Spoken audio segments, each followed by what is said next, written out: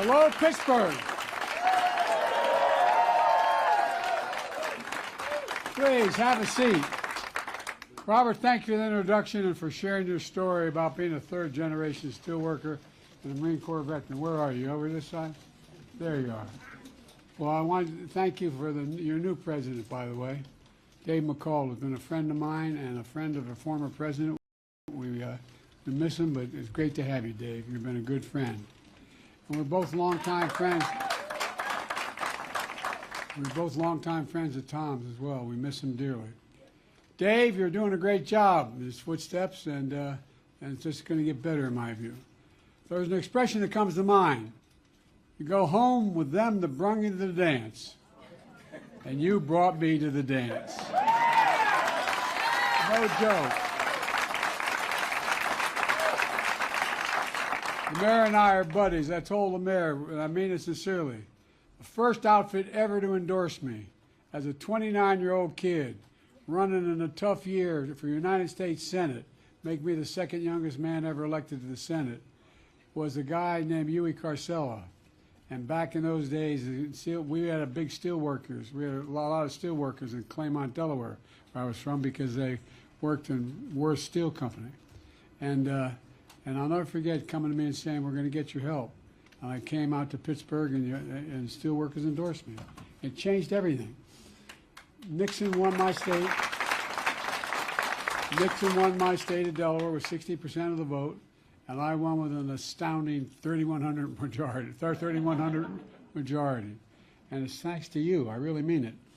I'm Pittsburgh, because I really mean it. My love for Pittsburgh goes back to my Scranton days. My grandfather Finnegan always talked about Pittsburgh. At any rate, make a long story short, the bottom line, for all kidding aside, is I'm president because of you guys. I really am. And I'm proud, as was mentioned earlier, I'm proud to be the most pro-union president in American history.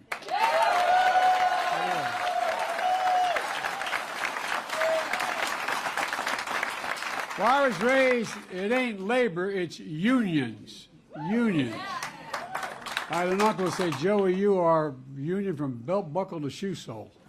Well, I want to thank some folks who had my back and had to stay back in Washington, couldn't be here today. Representative Summer Lee, and by the way, their vote's going on, and Chris DeLuzio, and Senator Bobby Casey, who's one of my closest friends, as his dad was, and John Fetterman, who I want to stay on his side no matter what. And thank you to all the state and local leaders here, including the mayor of Pittsburgh, Ed Gainey. Ed, you're the best buddy. You've really stepped up. And a great leader, JoJo Burris, an Army veteran from a steelworking family. He was my guest at the State of the Union just a couple of years ago. He came back home to Washington, Pennsylvania, and decided to run for mayor, and he won. And he's still working as a steelworker. But that's America. Look, folks, I was almost exactly 5 years ago that I began my campaign for president right here in Pittsburgh, where I announced. I said one of the reasons I was running was rebuild the backbone of America, the middle class. And as already mentioned, it's been mentioned 1,000 times, thankfully, since then, that the backbone of America has a steel spine. It really does have a steel spine. You heard me say it before. Wall Street didn't build America. The middle class didn't build America, and you guys built the middle class. Unions built it. And that's why I'm here today to announce a series of actions that I stand by you, the American steelworker. Look, first, U.S. Steel has been an iconic American company for more than a century, and it should remain a totally American company. American owned, American operated by American union steelworkers, the best in the world, and that's going to happen, I promise you. Second, American steelworkers can outwork, outcompete as long as they have fair competition. But for too long, the Chinese government has poured state money into Chinese steel companies, pushing them to make so much steel as much as possible, subsidized by the Chinese government.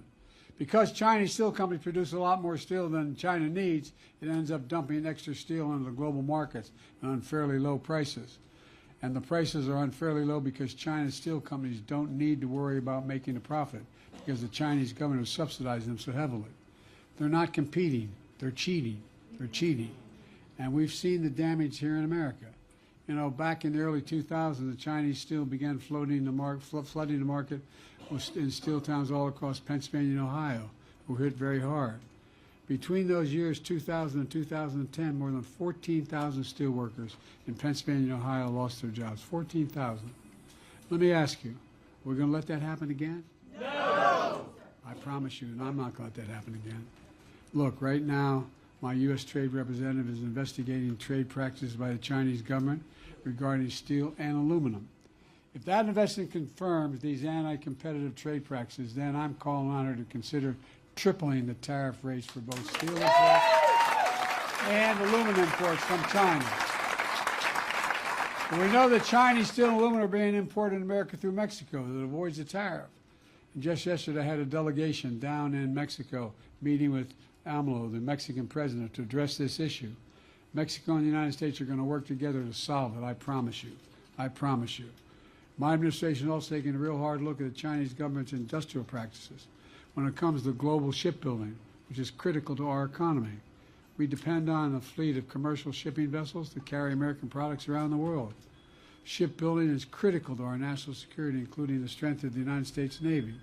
That's why my administration takes it very seriously that U.S. steelworkers, along with 4 other unions, have asked us to investigate whether the Chinese government is using anti-competitive practice to artificially lower prices in the shipbuilding industry.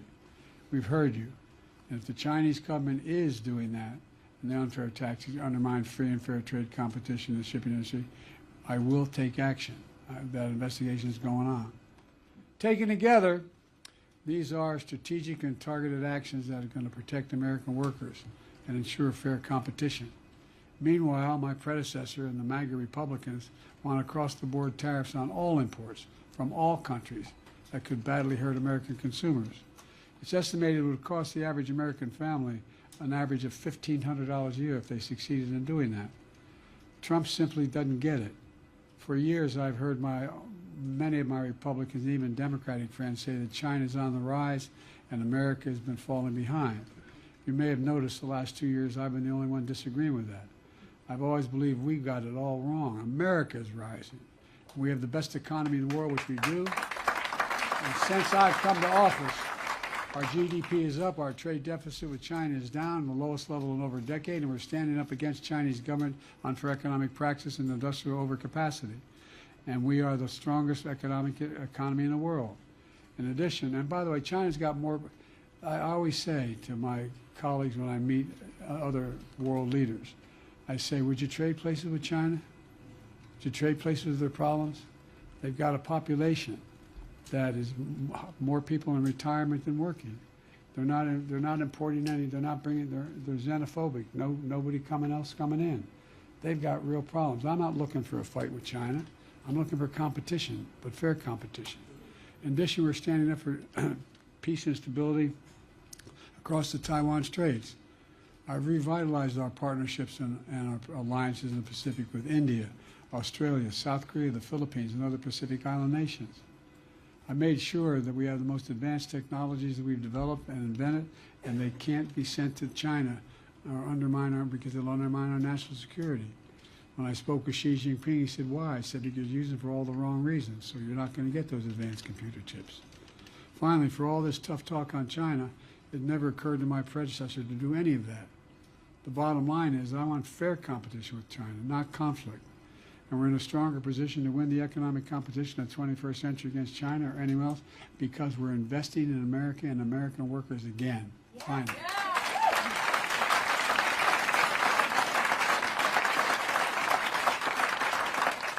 You know, there's a law back in the 30s that passed about whether unions could exist.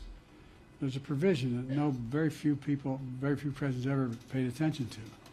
If a president has sent money from the Congress to do something for the public, he must use American products and must use American workers, unless you couldn't find them. Well, guess what? A lot of them didn't find them, except me. No, I mean it. Not a joke. Everything we build with an American product and with American workers, period. And it doesn't violate any trade agreement. Thanks to my bipartisan infrastructure law, we announced over 51,000 new infrastructure projects all across America so far. We're just getting started, including roads, bridges, ports, airports, clean water systems, high-speed, affordable internet, all across America. You may remember my predecessor promised infrastructure week after week after week for 4 years and never built a damn thing. Nothing. No, I'm serious. Nothing. And by the way, these projects are going to be using American-made material like American steel, American concrete, creating good paying American jobs, union jobs. Why? As I said, I've already said it, but since the 30s, the law said we could do that. And that's exactly what I'm doing. We're buying American. We are selling American. It's all about America. We buy America, and past administration, including my predecessor, failed to uphold that Buy America provision. Not anymore. That's over. American products and American workers. Look, folks, you know, I signed the Inflation Reduction Act, the most significant law taking on climate change ever anywhere in the world. Anywhere in the world. We didn't get anybody to vote for it other than my Democratic friends, okay? Well, guess what? That includes billions of dollars in investments in industries of the future, including clean American steel. It's clean because the way we produce it here emits much less carbon than steel made in China. Last month, my administration announced the largest investment ever in clean manufacturing in American history, in all American history. That included up to $1.5 billion in 6 clean steel projects across America. $1.5 billion.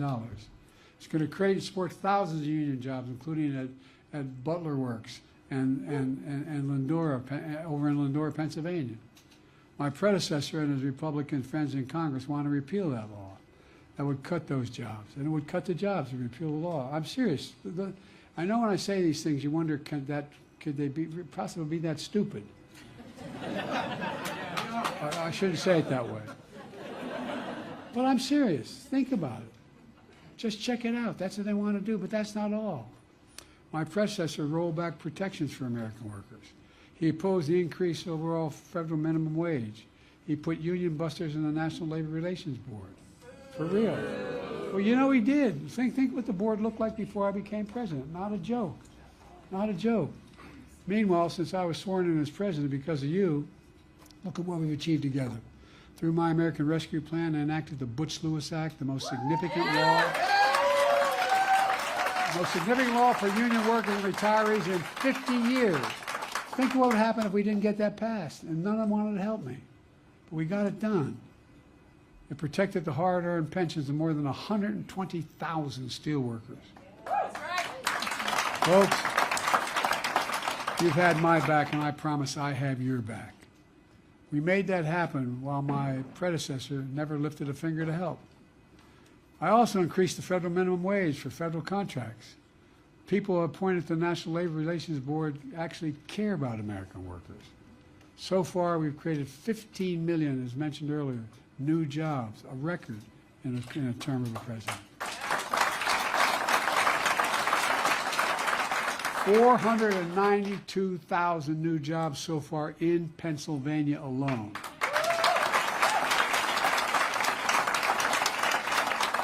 Under my predecessor, who's busy right now, Pennsylvania lost 275,000 jobs. I mean, let's look at the facts. On my watch, unemployment hasn't been this low for this long in 50 years. That's 50 years. Wages are rising. American manufacturing is booming. We've created close to 800,000 new manufacturing jobs since I became president, including 28,000 manufacturing jobs right here in Pennsylvania. We've attracted $680 billion. Let me say it again. $680 billion in private sector investment in advanced manufacturing and clean energy here in America, including $4 billion just here in the state of Pennsylvania so far. Folks, instead of importing foreign products and exporting American jobs, we're exporting American products and creating American jobs. Think all the time. Think of the last years, where they'd go. Corporate America wanted to go find the cheapest labor in the world, send the jobs overseas, and then import the product home. Not anymore. Together we're doing what's always worked best for this country. We're investing in all of America and all Americans. And we're building an economy from the middle out, not and the bottom up, not the top down. Because when we do that, the poor have a ladder up, and the middle class do well, and the wealthy still do very well. Yep. We all do well. No, for real.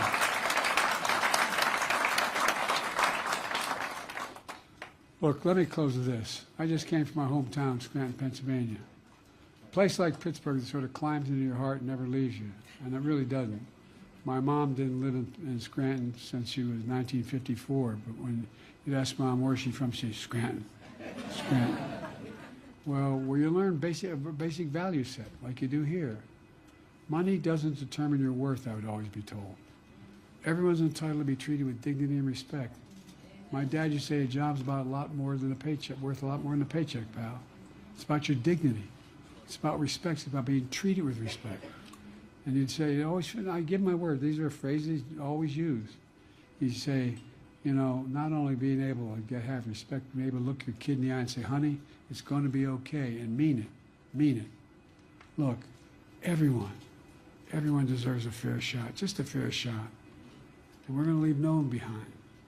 Folks, that's my view of the economy from Scranton, from Pittsburgh, from thousands of working middle-class neighbors all across America. It's a future we're building together. As I said, I always think of my dad. I really mean it. My dad, during the war, he didn't get to go to college. He was from as they say in Baltimore. He was from Baltimore, and his father then worked for American Oil Company, moved to Wilmington, then to Scranton, opened up stations. But he always would come home and he'd go back and close the business. He didn't own it. He was a manager of a dealership. And he'd say a job is a lot more than a paycheck. And it really is. It's about treating people with dignity. It's about treating them with respect. And look, it's going to be okay. It's going to be okay. Folks, because of you, the American work, I've never been more optimistic about America's future, and I mean it. I really, truly am.